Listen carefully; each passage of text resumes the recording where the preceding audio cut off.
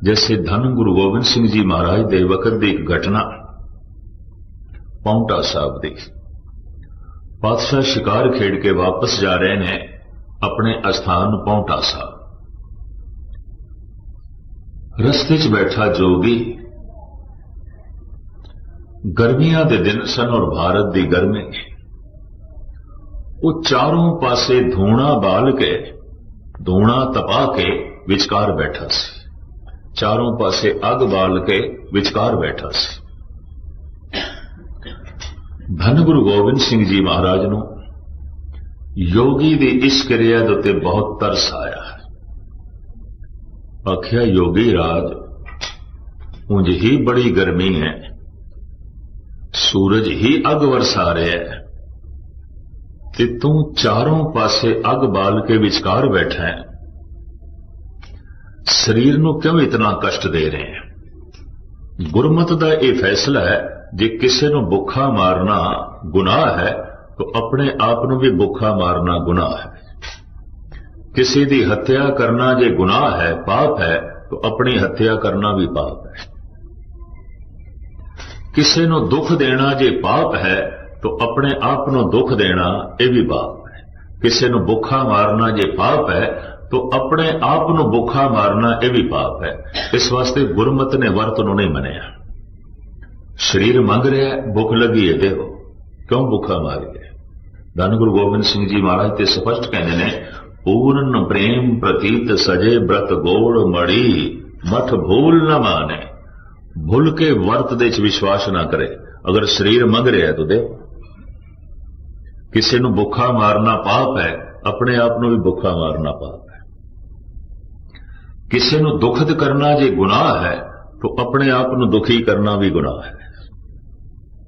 किसी ते जबर जुल्म करना जे पाप है तो अपने आप देते भी जुल्म जबर करना पाप है। किसी दी हत्या करना पाप है तो अपनी हत्या करना भी पाप है। सदगुरु कहने लगे, ऐ जोगी, अपने उत्ते इतना क्यों जुल्म कर रहे हैं? इस सोहनी काया परमात्मा ने दिती है जीवन सफल करने लई, समय नूं सफल करने लई, ते तू पिंडा तपा रहे हैं। जोगी कहता है, महाराज इहदे नाल मैनूं सिद्धि मिलेगी, प्रसिद्धि मिलेगी और परमात्मा मिलेगा। तो धन गुरु गोबिंद सिंह जी महाराज दे बोल मैं आप जी दे सामने रखा।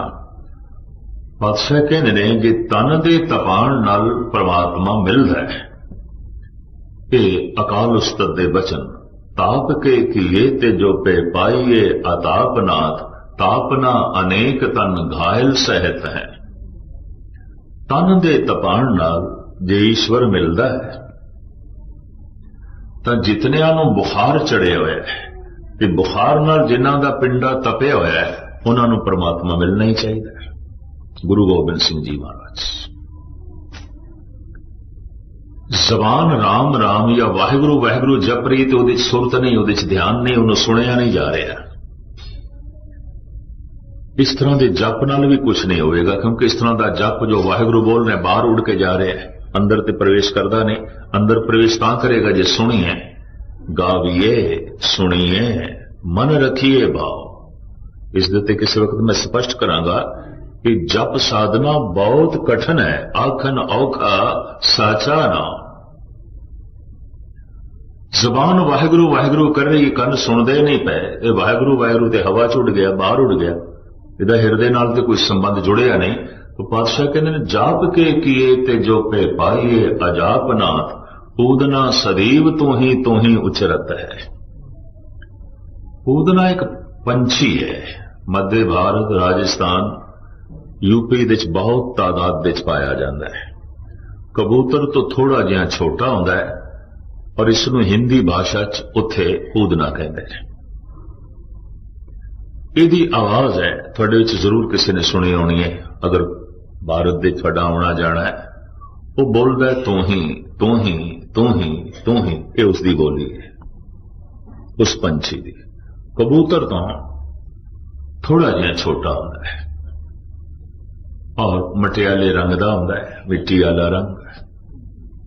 राजस्थान दे, मध्य भारत दे और यूपी ਦੇ ਵਿੱਚ ਬਹੁਤ ਤਾਦਾਦ ਵਿੱਚ ਪਾਇਆ ਜਾਂਦਾ ਹੈ।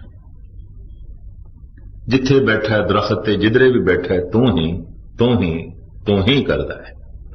तो महाराज कह रहे ने अगर वाकई जप करन दे नाल सिर्फ जबान नाल जप करन दे नाल परमात्मा मिलदा है तो हुण तक इस पूदना पंछी नूं मिल जाना चाहिए सी। सारा दिन करी जांदा है तू ही जाप के किए ते जोपे पाइए अजाप नाथ पूदना सदीव तू ही उचरत है। जप बहुत गहरी साधना है। जबान जपे ना वाहिगुरु वाहिगुरु वाहिगुरु ते कन सुना। तुसी करन बैठना अमृत वेले तो मैं एक गल दावे नाल कह दिया 1 मिनट भी नहीं कर सकोगे। 1 मिनट अगर 1 मिनट आप सारिਆਂ ਵਿੱਚੋਂ कोई कर सकता है तो इस सदी का इस युग का वह भाई गुरदास है, भाई मनी सिंह है, इस समय का वह भगत प्रहलाद है, ध्रुव है, वो पूजन योग है। 1 मिनट सदियां दे पाप क्यों ना होवन ते कई जन्मां दा अज्ञान क्यों ना होवे इस 1 मिनट दे नाल मिट जाता है। जैसे किसी कमरे विच 50 साल का अंधेरा होवे बंद पिया होवे ते इस अंधकार नूं कड्ढण लग्या कि 50 साल लगणगे, एक छिन विच निकल सकदा अगर बत्ती जलाई है। कलगीधर पिता कहते एक चित जाए एक छिन ध्यायो काल फास के बीच ना एक छिन एक सेकंड। जबान जो कह रही है वाहिगुरु वाहिगुरु और पूरी एकाग्रता दे नाल कन सुन रहे ने ते कन तां ही सुनणगे जे एकाग्रता वरना नहीं सुन सकते। अक्सर मैं उदाहरण देना हूं, एक मनुख बोल रहा है दूजा सुन रहा है ते सुनन वाला अचनचेत कह दिंदा मित्रा ये गल फिर आख मैं नहीं सुनी, तू क्यों नहीं सुनी? कहंदा मेरा ध्यान किसी होर पासे चला गया। तो सुनना तो ध्यान नहीं सी और किसने सुनना है? अगर ध्यान नहीं कान नहीं सुन सकते, अगर ध्यान नहीं तो ये अखां वेख भी नहीं सकदियां। कई दफा मनुख अपने घर दे कोलों लंघ गया हुंदा है, बूहे दो अगों लंघ गया है ते जैसे अखां नाल ध्यान जुड़िया है तो ख्याल आंदा लै घर ते मैं पिछे छोड़ा है, जाना घर दे सी। ध्यान नहीं, किताब कोल है, ध्यान नहीं, जबान पढ़ी जा रही है और बिल्कुल ठीक पढ़ता जा रहा है। लेकिन जैसे ध्यान एकाग्र होता है तो उन्होंने यह पता चलता है एक सफा मैं पढ़ गया, मैंने पता तो नहीं की मैं पढ़िया है, मुझे पढ़ गया पूरा सफा पढ़ गया पर ध्यान नहीं सी। धर्म की साधना नू नाम साधना नू ध्यान साधना कहते हैं। ध्यान साधना, नाम साधना, ध्यान साधना, धर्म साधना कठिन है काम। अगर पूरा ध्यान पूर्वक कोई सुन नहीं रहा, जो जबान जप रही है, तो वो मंत्र ते हवा दे उड़ गया, हृदय च उसने प्रवेश ही नहीं किया। जब सतगुरां ने उस जोगी नू कहा जे तन नू तपाण नाल परमात्मा मिलता है तो जितनियां नू बुखार चढ़िया होया है इन्हां सारियां नू ईश्वर मिल ही जाना चाहिए। ताप के किए ते जो पे पाइए अतापनाथ तापना अनेक तन घायल सहत है। कहते ने ये योगी एक ते धूणे नाल अपना तन इसने तपाया सी, एक उंज गर्मी सी, एक सतगुरु दे वचन सुन के क्रोध की गर्मी उसके अंदर पैदा हो गई, धूणे तो बाहर निकल के आया ते कहने लगा महाराज मैनू दसोगे तुसी जाना किथे? हालांकि जोगी नू पता सी। तो सतगुरु कहना ओ साडा स्थान है पाउंटा, उत्थे जावांगे। ये जमुना किस तरह पार करोगे? तो सतगुरु कहने लगे असी बेड़ी ते बैठ के आए सी, मला सानू इधर उतार गया सी, असी हुण जावांगे, बेड़ी दे च बैठांगे पार हो जावांगे। ये जोगी हस पिया खिड़खिड़ा के। सतगुरु बेड़ी दे च बैठ गए, ये जोगी पानी ते चलन लग पे। इतिहास ये कहता है। शायद दुनिया भर की खबरों की जो स्टडी करते हैं, पढ़ते रहते हैं, सारी दुनिया के हालात उन्होंने पता होगा।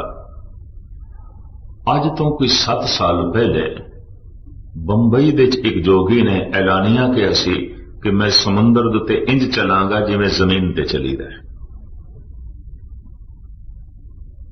चौपाटी के तट के उत्ते मैरिन ड्राइव, जो खास एक इलाका है बंबे का, समुद्र का किनारा, कोई 1.5-2 लाख मनुख जमा हो गए उत्थे। बड़ी भीड़ देखने लगी कि पानी ते चलेगा। पता नहीं कितने फोटोग्राफर पहुंचे, कितने टीवी कैमरे पहुंचे, कितने अखबारी रिपोर्टर पहुंचे उत्थे। और जैसे वो ऐन कोई 200-300 फुट दूर सागर विच गया ते चलण की कोशिश की थी, नहीं चल सके। उन्होंने तैर के इस पासे आना पाया और उन्हें माइक्रोफोन ते इतना आख्या, ये लखां मनुख जो मैनू देख रहे ने, इन्हां दी तकनी दे नाल, इन्हां दियां तरंगां, इन्हां दी वाइब्रेशन मेरे नाल इतनी टकरा रही है, मेरा मन नहीं एकाग्र हो रहा। पर मैं उस तरह बिल्कुल ठीक कह रहा सी, गलत नहीं कह रहा सी। वो चल लेंदा सी, तमिलनाडु का योगी से पानी ते चल लेंदा सी। पर कई दफा 2-4 बंदे भी बैठे होन ते मन एकाग्र करना औखा हो जाता है। तुसी अमृत वेले जप करना तो इतना महसूस हो कि 2 होर बैठे, एकाग्रता भंग हो जाएगी, मुश्किल है। इनू कहते हैं व्यक्तिगत बंदगी, एक होंदी समूहक बंदगी कि तुसी कीर्तन सुन रहे हो, कथा सुन रहे, समूहक बंदगी इकट्ठी। और गुरमंत्र दा जप वाहिगुरु वाहिगुरु, ये समूहक बंदगी नहीं है, ये व्यक्तिगत बंदगी कले। इसे नू सार कितावली दा करता कहंदा है, भोजन भजन खजाना नारी, चारों पड़दे के हितकारी। एवं नहीं कह रहे, ये भजन पढ़ते चाहिए, नहीं तो हो भी नहीं सकेगा, एकाग्रता छेती भंग हो जाएगी। उन्हें कहा, भाई ऐ लोगों तुसी मेरे ते भरोसा करो, भावे ना करो, तुसी इतने इकटिक होके जो मैनू देख रहे हो और इतनी बेसब्री नाल, थोड़े देखण नाल इतनियां मेरे नाल लहरां टकरा रही ने, मैं एकाग्र नहीं हो रहा, मेरी एकाग्रता भंग हो जाती है, तो मैं चला किस तरह। उंज चल लैंदा सी, तो सतगुर बेड़ी दे च बैठे, ये योगी चलन लग पिया। थोड़ी देर तो बाद सतगुर पार होए ने, ये जोगी भी चल के पार होया है। महाराज ने मलाह नूं उस जमाने के हिसाब नाल बादशाह ने 2 आने दिते, उस वक्त के हिसाब नाल 8 पैसे बनते सन, हथेली ते पकड़ाए 2 आने। मलाह ने धन्यवाद किया, शुकराना किया, मथा टेकिया, खुश होया। जोगी तर्क नाल कहन लगा, जो जमना तो पार नहीं हो सकता, वो अपने सिखां नूं संसार तो किस तरह पार करेगा। जिन्हों जमना तो पार होने लई बेड़ी चाहिए, मलाह चाहिए है, वो संसार सागर तो किस तरह पार होवेगा ते बाकियां नूं किवें पार करेगा। अपनी तरफों उसने इंज सोचा कि मैं गुरु गोबिंद सिंह जी महाराज ते एक बहुत गहरा तर्क कर दिता है और सदगुरु को इसका कोई जवाब नहीं होगा। महाराज कहने लगे, जोगी राज दसेगा, ये पानी दे उत्ते चलण दी जिहड़ी ते सिद्धि है तैनूं किवें मिली। वो कहने लगा, महाराज गल है, मैं सर्दियां दे दिनां च जलधारा कीती है, गर्मियां दे दिनां च धूणे तपाए ने। भारत विच खास करके जमुना दा तट, हिमाचल प्रदेश का इलाका, जे ठंड पैंदी है तो खूब ठंड पैंदी है, ते हिमाचल के मैदानी इलाकों जे गर्मी पैंदी है तो खूब गर्मी पैंदी। ठंड है तो ठंडा पानी सिर ते पै रहा है, इनू जलधारा कहते हैं। धूणे तपाना गर्मियां दे जेठ हाड़ दी गर्मी के चारों पासे अग बाल देनी, विचकार बैठना, पिंडे नूं तपाना। वो कहने लगा महाराज मैं 12 साल तक यह क्रिया की, सर्दियां दे जलधारा और गर्मियां दे धूणे तपाए ने, मेरा जपया होया मंत्र सिद्ध हो गया, मैं पानी ते चल सकता, मैनू सिद्धि मिल गई है। सतगुरु कहने लगे तेरे 12 साल की तपस्या की कीमत 2 आने। तू 12 साल की तपस्या अगे की जमुना पार की है, आपां 2 आने खर्च कीते ते जमुना तो पार हो गया, ते जेड़ा काम 2 आनियां नाल होंदा होवे जिंदगी दे 12 साल इस व्यर्थ काम लई जाया नहीं करने चाहिए। और पता है सतगुरु का अगला वाक, जल के तरैया को गंगेरी सी कहत जग, पाग के बछैया सो चकोर समझानी है। एक गंगेरी पंजाब विच इसनूं जल जुलाहा कहते हैं। ये पानी दे उत्ते चलदा है, तैरदा नहीं, चलदा है। जल जुलाहा बहुत छोटा जिहा होंदा है। तो महाराज कहते हैं अगर पानी दे उत्ते चलना भी आ गया तो फिर वो जिहड़ा गंगेरी है उन्होंने भी असीं सिद्ध कह दईए, वो भी चलदा है। कुछ जोगी अग खांदे ने, अग मूंह चों भी अग कढदे ने सिद्धि, और अग उन्होंने जलांदी नहीं। महाराज कहते आग के बछैया सो चकोर समझ आनी है।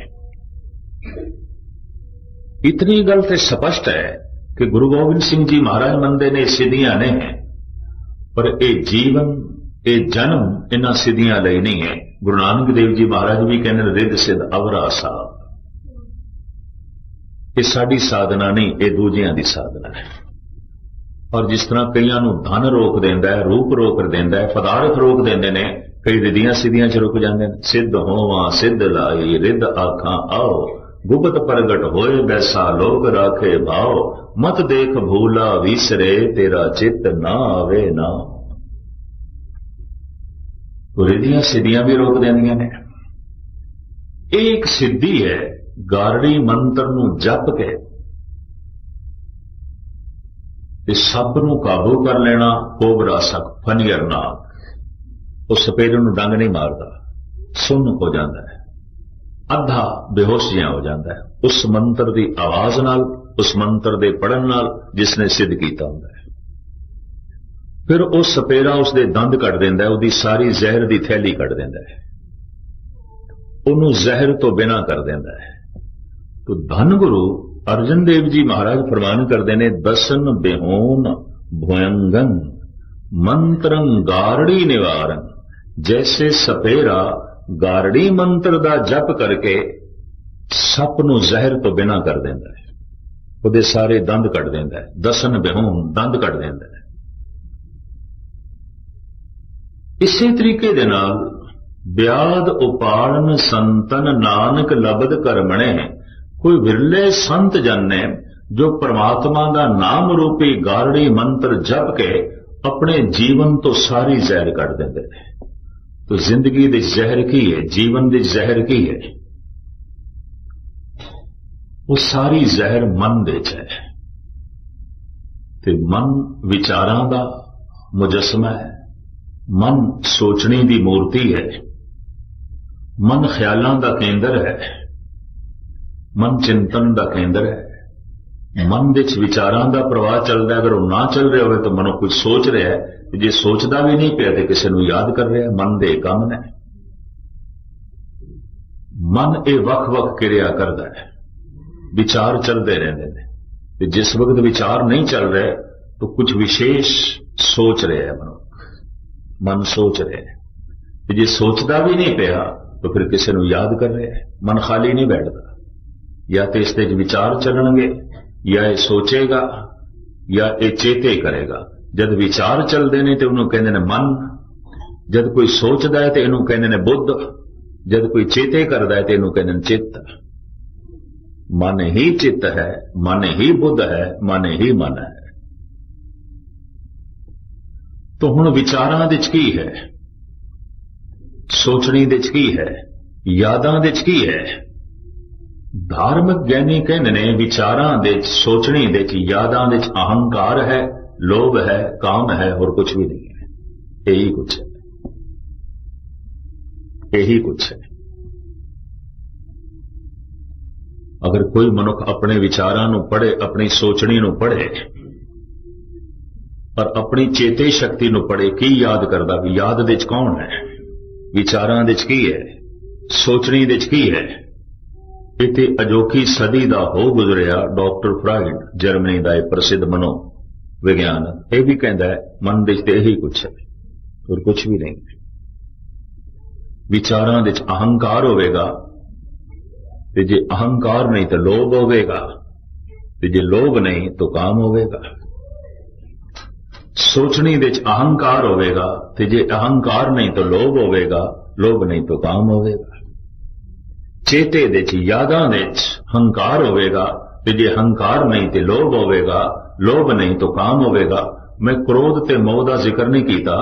धार्मिक मनोचिंतक क्रोध ते मोह दा अपना कोई खुला रूप नहीं मनते, स्वतंत्र रूप नहीं मनते। मोह ते क्रोध इन्हां तिन्नां दी छाया है। जिहड़ा हंकार दी पूर्ति कर देवे उसते मोह आ जाता है, प्यारा लगता है। जिहड़ा रोक खड़ी कर दे उसते क्रोध आ जाता है। जिहड़ा लोभ दी पूर्ति कर देवे उसते मोह आ जाता है, प्यारा लगता है। और जिहड़ा रोक खड़ी कर देवे उसते क्रोध आ जाता है। जिहड़ा वासना दी पूर्ति कर देवे प्यारा लगता है, चंगा लगता है, उसते मोह आ जाता है। जिहड़ा रोक खड़ी कर देवे उसते क्रोध आ जाता है। तो ये उत्साहट नाल पैदा होंदे ने। क्रोध ते मोह दा अपना कोई वजूद नहीं है। अपना जो वजूद है अहंकार दा है, लोभ दा है, काम दा है। तो मन दे ते यही कुछ है। संत जन परमात्मा दा नाम जप के अहंकार नूं निर्माणता दे बदल देंदे ने, लोभ नूं संतोख दे बदल देंदे ने, काम नूं ग्रस्त दी सीमा दे रहण देंदे ने, और क्रोध दया दी शक्ल बन जाता है, मोह प्रेम बन जाता है। जो जहर सी अमृत हो गई, जो घातक सी बाधक सी वो सहयोगी हो गए। सोने सोने फुल्लां दा बीज बड़ा करूप है, बहुत करूप है। किसी भी फुल दा बीज कोई सुंदर नहीं होगा और किसी भी फुल दा बीज कोमल नहीं होगा और किसी फुल दे बीज दे कोई महक सुगंध नहीं होगी। बीज कठोर है, बीज करूप है, ते बीज कोई सुंदर भी नहीं, पर इसनों अनुकूल मौसम मिल जाए, अनुकूल धरती मिल जाए, अनुकूल वातावरण मिल जाए, पानी मिल जाए, खाद मिल जाए, तो यही करूप बीज एक सुंदर फुल बन जाता है, एक कोमल फल बन जाता है, एक सुगंधित फुल बन जाता है। परमात्मा का नाम करूप अहंकार नूं निर्माणता दे बदल के रख देता है। करूप लोभ नूं संतोख बना देता है, जैसा है जो है ठीक है, और वासना नूं सीमित कर देता है। जो कल तक जहर सी अमृत हो गई। डॉक्टर मोहम्मद इकबाल उर्दू का मायानाज शायर, लगता है अभ्यासी पुरुष जरूर सी, वरना इतनी कीमती गल अभ्यासी तो बिना कोई कर नहीं सकता। एक कहता है जो जहरे हला हल है वही अमृत है नादां, मालूम नहीं तुझको अंदाज है पीने के। इते पीण दा ढंग है, जे तेनू आ जाए तो जहर अमृत है, जे पीण दा ढंग नहीं आया तो अमृत भी जहर है। जीण दा तेनू ढंग आ गया तो जिंदगी अमृत है, पर जे ढंग नहीं आया तो जिंदगी जहर है। वर्तन दा ढंग जे तेनू आ गया तो पदार्थ अमृत ने, जे वर्तन दा ढंग तेनू नहीं आया तो पदार्थ जहर ने। रहन दा ढंग जे तेनू आ गया तो संसार अमृत है। ये जग सच्चे की है कोठड़ी, सच्चे का विश्वास, ये अमृत है, पर जे रहन दा ढंग नहीं आया तो संसार जहर है। बिख अमृत बसे एक संगा, गुरबाणी दा फैसला है बिल्कुल एक मिक ने। जो जहर है वो अमृत है, जो अमृत है वो जहर है। संखिया जहर है, पर हकीम लोग मार के इसका कुश्ता बना लेने, दवाई अमृत बन गई। गन्ने दा रस, अंगूर दा रस, संतरे दा रस अमृत है। इनू तरका के लोग शराब बना लेंदे ने, जहर हो गई। अमृत जहर बन सकता है, जहर अमृत बन सकता है। संखिया अमृत बन जाता है अगर वरतन की जांच आ जाए। तो जे वरतन की जांच नहीं आई तो अंगूर का रस भी जहर हो सकता है, संतरे का रस भी जहर हो सकता है। कौड़ी शराब बन गया और वो कौड़ा संखिया अमृत बन गया, रोगां दे च काम आउंदा है। मैं तो इसका प्रत्यक्ष एक सबूत देखिया। जब कभी ऐसी कथा चले तो ज्ञानी हरनाम सिंह चाकर मैनू चेते आ जाता है। कथावाचक भी ने, थोड़ी बहुत हिकमत का काम भी कर देना। हम तो काफी बुजुर्ग हो गए। जयपुर की गल है, मेरा गला बिल्कुल बैठ गया। विसाखी वाला दिन सी, कई थां ते हाजरी भरी, गला रह गया। तो मैं चाकर साहब उन्होंने कहा, मैं कि मित्रा रात की हाजरी तुसी भर लेना, मेरे को नहीं भरी जानी। मेरा गला रह गया। मैनू कहने लगा तुसी किधरे 10 बजे बोलना है रात दे, अजे 5-6 घंटे पैने, मैं उदों तक थानू ठीक कर देना। मैं किस तरह ठीक कर दोगे? कहते तसल्ली रखो, अपने कमरे चों चावल दे दाने जिन्नी दवाई लेके आ गया ते चाह का कप अगों रख के मैनू कहने लगा खा जाओ छेती छेती। मैं कहा मित्रा खा तो लेने पर पहले 10 एक ही है। कहने लगे हूं तुसी पूछ लिया तो मैं दस दिया संखिया है।